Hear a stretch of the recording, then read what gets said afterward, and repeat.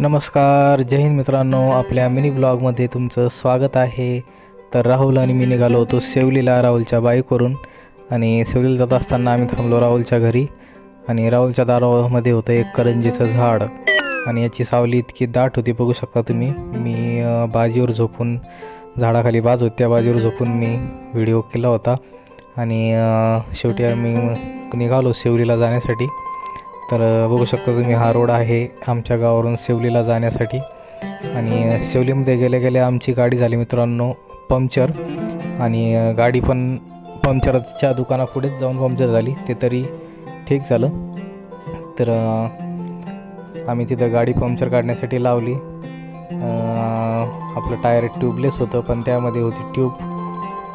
तर नवीन ट्यूब वगैरे टाकली त्याच्यामध्ये. आणि त्यानंतर आपलं टायर वगैरे त्या दादाने फिट करून दिलं. मग आम्ही निघालो गॅस एजन्सीमध्ये नळी घेण्यासाठी. तिथं नळी घेतली.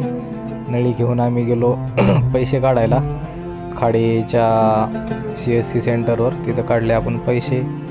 आणि पैसे काढल्याच्या नंतर मित्रांनो बघू शकता तुम्ही, आम्ही गेलो कपडे घ्यायला. इथं मी घेतला एक ड्रेस आणि एक शर्ट. तर ठीक आहे मित्रांनो, आपला ब्लॉग कसा वाटला नक्की सांगा.